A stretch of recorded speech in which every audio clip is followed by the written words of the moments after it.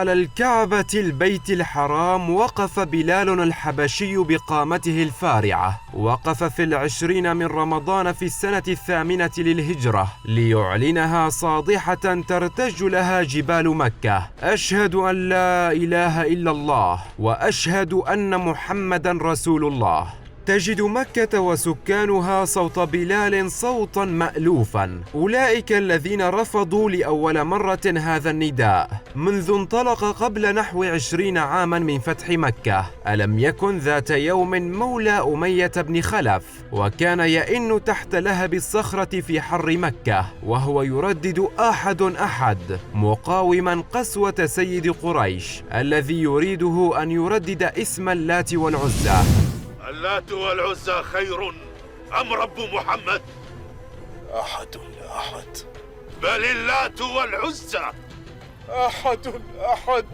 نكست أعلام الشرك وارتفع للتوحيد زمن جديد. ردد بلال الأذان وأعلنها كلمة التوحيد صادحة في الآفاق. تغيرت الموازين إذن وبدأ ترتيب جديد للمجتمع قوامه التقوى والتقرب من الله، لا سدانة الأوثان ولا النسب القرشي الصميم. كان بلال مثل مئات المسلمين الذين غادروا مكة مكرهين يعاني من تباريح الشوق إليها، وما إن وصل المدينة حتى تلقته لافحات الحمى والضنا. وكان إذا اشتد عليه المرض رفع صوته في ليالي طيبة وهو يردد: ألا ليت شعري هل أبيتن ليلة بواد وحولي إذخر وجليل، وهل أردن يوما مياه مجنته، وهل تبدون لي شامة وطفيل. وتلك مواقع من مكة عرفها بلال وعرفته منذ أن نقلته إليها رياح الاسترقاق التي كانت سائدة في العالم يومها، ونقلته أجنحة الشوق إلى أن يكون صادح التوحيد ورنيم الإسلام.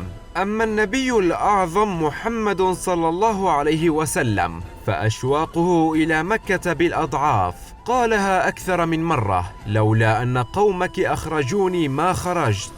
انهارت قوة قريش منذ غزوة الخندق وكسر الحصار الفاشل الذي ضربته أكثر قبائل الحجاز بتحريض من اليهود، وبدأ التسرب إلى الإسلام يأخذ في قادة الجيل الثاني من قريش. برزت قيادات جديدة بعد قتلى غزوة بدر، وقد تم إجلاء اليهود من الحجاز، وبقيت الطريق سالكة إلى مكة لتحريرها من سطوة الطغيان والأوثان وإنهاء المنع الجائر ضد المسلمين من زيارة البيت الحرام الذي تحج إليه وفود العرب كل سنة. ثم بعد ذلك جاء صلح الحديبية، وقد تراجع بموجبه المسلمون بقيادة النبي صلى الله عليه وسلم عن دخول مكة ضمن شروط متعددة رأى فيها بعض المسلمين وقتها ليونة زائدة تجاه الكفار. ولكن صلح الحديبية الموقع في السنة 6 للهجرة كان بوابة نحو الفتح وطريقا سالكة نحوه.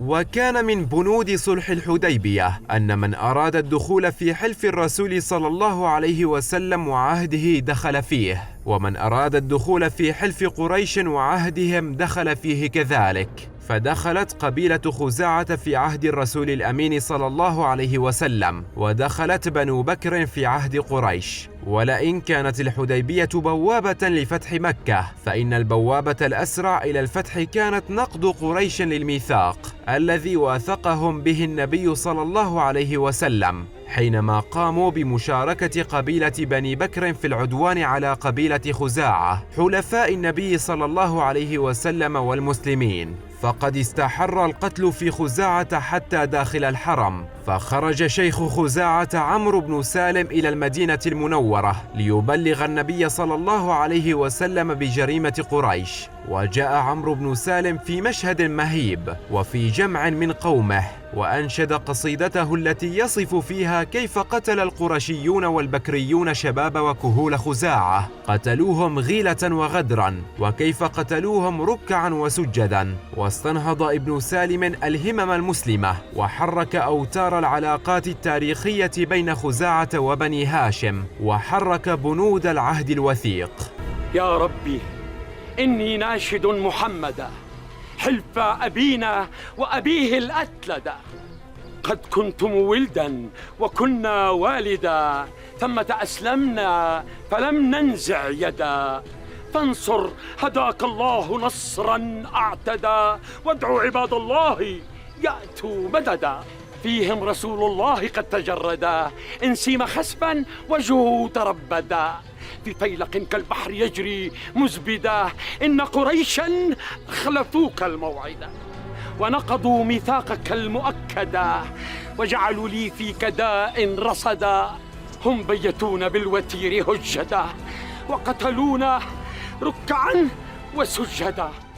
فتحرك المسلمون في 10 من رمضان من سنة 8 هجريا. تحركوا لفتح مكة بجيش قوامه 10,000 جندي يقودهم النبي صلى الله عليه وسلم، وطلب من القبائل المسلمة حول المدينة الخروج معه، فلحق به منهم 1000 رجل، فصار مجموع جيش المسلمين ما يقارب 12,000 جندي، وبين الجيش مئات إن لم يكن آلاف القرشيين، وفيه أشتات من قبائل العرب كلها، جمعهم الإسلام تحت لواء واحد. وها هي قريش تشرب من نفس الكأس. ألم تجمع العرب قبل 3 سنوات لا أكثر لتقضي على الإسلام؟ وها هم العرب الآن يجتمعون تحت راية التوحيد، ويسيرون نحو مكة في كتائب تحمل أعلى سمات النبل والشرف. وأحست قريش بالخطأ والخطيئة، فانطلق زعيمها السياسي أبو سفيان بن حرب إلى المدينة لينقذ الوضع ويحاول ترقيع الاتفاق الذي مزقته سيوف الغدر التي مزقت أجساد الخزاعيين. وجد أبو سفيان الأمر مختلفا، لا أحد يستجيب له أو يتجاوب معه، لا أحد أبدا. أكلم رسول الله فيكم يا عدو الله، والله لو أمرني بضرب عنقك الساعة لفعلت، ولو لم أجد إلا الذر لجاهدتكم به، فامض عني حتى يفتح الله بيننا وبينكم. ولم يجد بدا من البحث عن جوار أو مجير، ولكن الأحوال قد تغيرت والجيش الإسلامي قد عزم على الحسم. وأخيرا حصل أبو سفيان على شيء يحفظ به ماء وجهه: من دخل دار أبي سفيان فهو آمن، ومن دخل المسجد الحرام فهو آمن، ومن أغلق عليه بابه فهو آمن. وهكذا يكون التأمين أولى خطوات الجيش الإسلامي، وهو يسير بخطى تهتز لها الأرض. ولأن مهمة السلام والأمان كانت أبرز ما يسعى له الجيش الفاتح، فقد قام النبي صلى الله عليه وسلم بلجم غضب سعد بن عبادة الأنصاري الذي كان يعد لمذبحة في قريش، انتقاما منهم مما فعلوه به قبل 8 سنوات من الضرب والإهانة والعذاب. يا زبير بن مطعم، يا حارث بن حرب، أنا سعد بن عبادة، أظلم في دياركما. صدقت ورب الكعبة يا ابن عبادة، إنك كنت تجير لنا عيرنا وتمنعنا أن نظلم في بلادك. يا أهل مكة، سعد بن عبادة في جواري وجوار الحارث بن حرب، فكفوا عنه. يا أهل مكة، والله لئن بدأت بالشر لتندبون ندامة الكسعين. لقد عتوتم وظلمتم ورددتم على الله تعالى فأراده من الكرامة لكم ببعدكم عن الإسلام وتكذيبكم لرسول الله صلى الله عليه وسلم وظلمكم للمسلمين بينكم. فتحكي لنا الروايات التاريخية أن سعد بن عبادة لما مر على أبي سفيان، وكان قد أسلم أبو سفيان حينها، فقال سعد إذ نظر إليه: اليوم يوم الملحمة، اليوم تستحل الحرمة، اليوم أذل الله قريشا. فأقبل رسول الله صلى الله عليه وسلم في كتيبة الأنصار، حتى إذا حاذ أبا سفيان نادى أبو سفيان الرسول صلى الله عليه وسلم: يا رسول الله، أمرت بقتل قومك؟ فإنه زعم سعد ومن معه حين مر بنا أنه قاتلنا. أنشدك الله في قومك، فأنت أبر الناس وأرحمهم وأوصلهم. وقال عثمان وعبد الرحمن بن عوف للرسول عليه الصلاة والسلام: يا رسول الله، والله لا نأمن سعدا أن تكون منه في قريش صولة. فقال رسول الله صلى الله عليه وسلم: يا أبا سفيان، اليوم يوم المرحمة، اليوم أعز الله فيه قريشا. وأخذ النبي صلى الله عليه وسلم الراية من سعد بن عبادة وأعطاها لابنه قيس. وهكذا هدأت نفوس القرشيين من المسلمين، ولم يثر الأمر نفسية سعد بن عبادة، فالراية منه وإليه، من يمينه إلى يمين ابنه العبقري. وخرج شباب ورجال من قريش يحملون سيوفهم لمواجهة جيش المسلمين بقيادة عكرمة بن أبي جهل. هذه السيوف التي رفضت الأمان وأرادت التصدي للمسلمين بالقوة. ولما عاد أبو سفيان إلى مكة يحمل معه الأخبار المؤلمة: محمد وأصحابه على بوابة مكة، ولا أمان لكم إلا المسجد الحرام وبيوتكم وبيت أبي سفيان. واستفز الأمر زوجة الزعيم السيدة هند بنت عتبة، وهي الموتورة يوم بدر بقتل أبيها وعمها وأخيها، وهي التي تحملت كل شيء من أجل أن تقتل حمزة وتقطع كبده الشريفة. ها هي اليوم تسخر من زوجها وتدعو قريشا إلى الحرب، لكن بعد فوات الأوان. قبح من طليعة قوم، يا لثارات قريش، فقد خان عهدكم وجبن وأسلمكم إلى عدوكم. لا تغرنكم هذه من أنفسكم، فقد جاءكم بما لا طاقة لكم به، فمن دخل دار أبي سفيان فهو آمن. قاتلك الله، وما تغني عنا دارك؟ ومن أغلق عليه بابه فهو آمن. فما حاجة الناس إلى دارك إذن إن أمنوا في دورهم؟ الفخر ما أخذها من محمد إلا ليستر عيبه وانخذاله ويوهمكم أنه ما زال سيدا ينماز عنكم. وأي سيد؟ ومن دخل المسجد فهو آمن.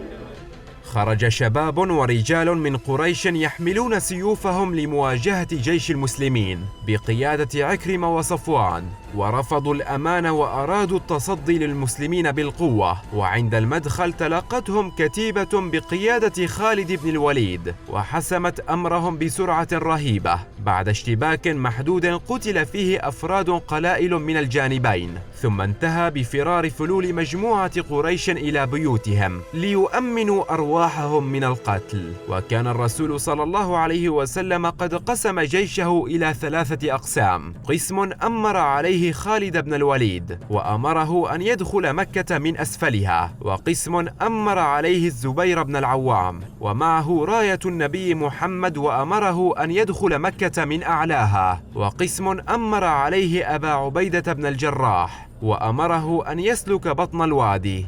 ووجه الرسول أمراء الجيش 3 بأن يكفوا أيديهم ولا يقاتلوا إلا من قاتلهم. وبعد الاشتباك الأولي المحدود عاد أكثر مقاتلي قريش إلى بيوتهم في مكة، ومن بينهم ذلك الذي كان يعد زوجته بأنه سوف يجلب أسرى عديدين من جند محمد صلى الله عليه وسلم. فإذا به يدخل البيت مرتاعا ويقول لها: أغلقي علي الباب. فتساءلت ساخرة: أين الأسرى؟ فردد بلسان الرعب: إنك لو شاهدت يوم الخندمة إذ فر صفوان وفر عكرمة واستقبلتنا بالسيوف المسلمة يقطعن كل ساعد وجمجمة. وتدفق الجيش النبوي على مكة، وأشرقت جنبات البطحاء بيوم وعهد جديدين. دخل الرسول عليه الصلاة والسلام وهو راكب على ناقته القصواء، وقد أحنى هامته تواضعا لله. وقد قلده في هذا المشهد صلاح الدين الأيوبي في فتح المقدس.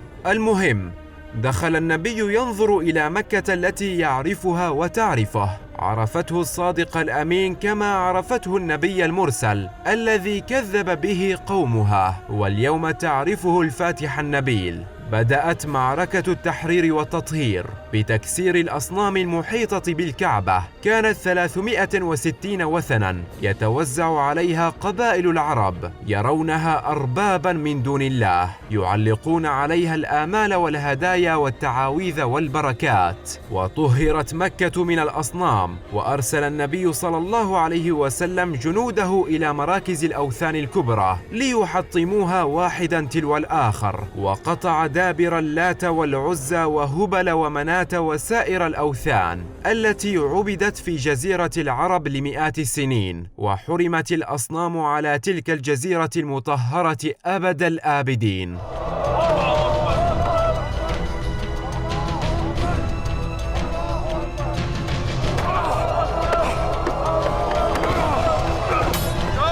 وزهق الباطل، إن الباطل كان زهوقا.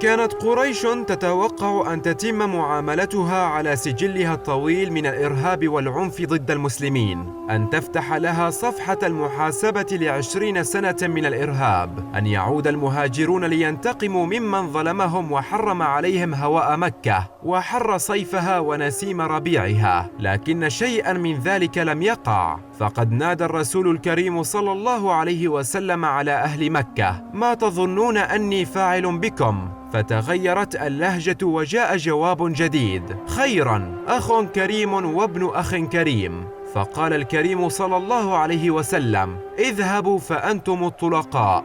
أخ كريم وابن أخ كريم. أخ كريم وابن أخ كريم. وهكذا جاء الفتح مرحمة لا ملحمة، ومكرمة لا عذابا، وعفوا لا انتقاما ولا إرهابا، وزال الرعب وآبت القلوب إلى هدوئها في مصالحة نبيلة بين التحرير والعفو وبين الفتح والإنسانية. ووضع النبي صلى الله عليه وسلم مكة ضمن سياقها الإسلامي، فأمر عليها شابا من أبنائها اسمه عتاب بن أسيد، وأعاد إلى أهلها مكانتهم الاجتماعية وأدوارهم التاريخية، فأعاد إلى بني عبد الدار مفتاح الكعبة، وقال: خذوها خالدة تالدة إلى يوم القيامة، لا ينازعكم فيها إلا ظالم. وعاد الجيش سالما غانما، كاتبا صفحات أخرى من الفتوح المحمدية التي رسمت في التاريخ كيف يجتمع السيف والإيباء والرحمة في آن واحد وفي قلب واحد وتحت راية واحدة كذلك. يوم فتح مكة هو أحد أبرز أيام الإسلام. فتحت مكة بالرعب وقوة الإيمان لا بالسلاح، لأن صوت الأذان كان أقوى من رهج الخيل، وكانت قوة الحق وعدالة الفاتحين أقوى من ركام سنوات الظلم. ومنذ الفتح في 20 من رمضان في السنة 8 للهجرة استقرت مكة منارة الإسلام وقبلته الأولى ومركزه الخالد، أول الحرمين وقطب الأرض وكعبة الإسلام.